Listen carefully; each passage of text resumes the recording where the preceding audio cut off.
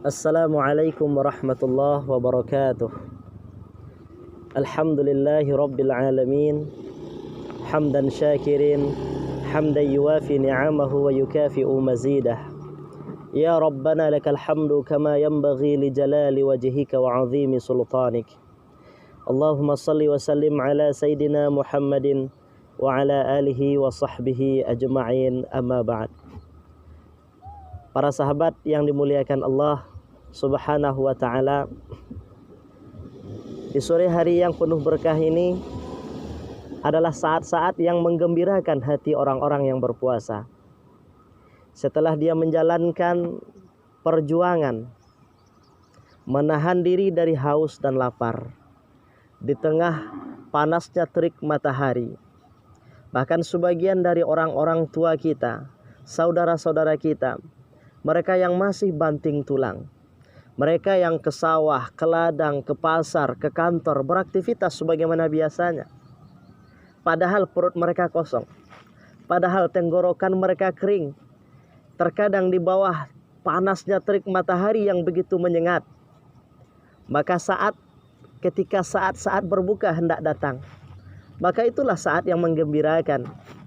Karena Rasulullah Sallallahu Alaihi Wasallam mengatakan, Lis-saimi farhatan, bahwa orang yang berpuasa itu mendapatkan dua kegembiraan. Yang pertama adalah gembira ketika datangnya saat berbuka. Siapa yang tidak bergembira menunggu saat-saatnya berbuka? Yang bergembira bukan hanya anak-anak kecil. Yang bergembira bukanlah bukan hanyalah anak-anak kita yang baru belajar berpuasa, tetapi kita, bahkan orang-orang tua kita juga mereka merasakan kegembiraan itu. Dan memang itu telah disampaikan oleh baginda Rasulullah Sallallahu Alaihi Wasallam 14 abad yang silam. Yang kedua, orang yang berpuasa akan mendapatkan kegembiraan. Dan sesungguhnya ini adalah puncak kegembiraan. Tiada kegembiraan di atas ini. Apa kegembiraan itu kata Rasulullah? Yaitunya ketika saat perjumpaan dengan Allah Subhanahu wa ta'ala. Ketika bertemu dengan Allah, bertemu dalam keadaan gembira, bertemu dalam keadaan Allah ridha, dan dia pun ridha kepada Allah Subhanahu wa ta'ala. Radhiyallahu anhum wa radu an. Allah ridha kepadanya dan mereka pun ridha kepada Allah atas apa pemberian Allah yang dia terima.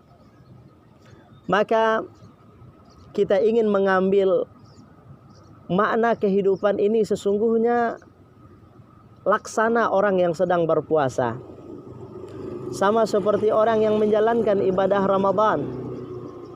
Maka saat berbuka bagi orang yang berpuasa, kalau kita jadikan filosofi kehidupan ini adalah ibarat orang yang berpuasa, maka sesungguhnya sepanjang kehidupan kita ini, sepanjang usia dan umur kita ini, ibaratnya orang yang sedang berpuasa. Kita menahan diri dari segala larangan Allah. Kita menahan diri dari segala keinginan hawa dan nafsu. Kita mengendalikan segala anggota badan kita.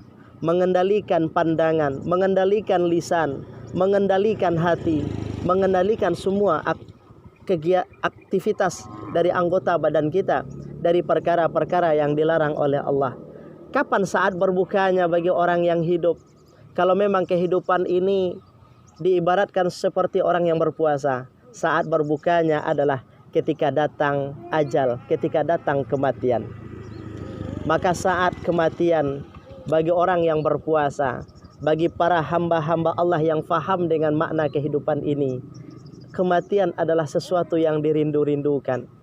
Bukan berarti menyegerakan kematian sebelum datang ajal yang ditentukan Allah, tidak. Tetapi adalah merindukan saat perjumpaan dengan Allah.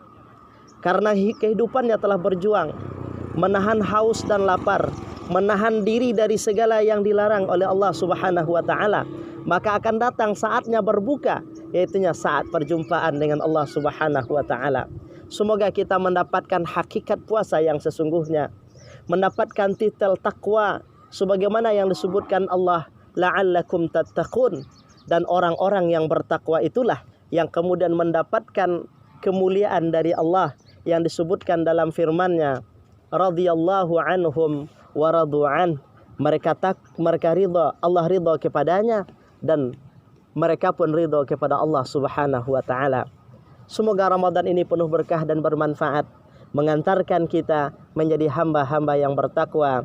Wal 'afu minkum. Wassalamualaikum warahmatullahi wabarakatuh.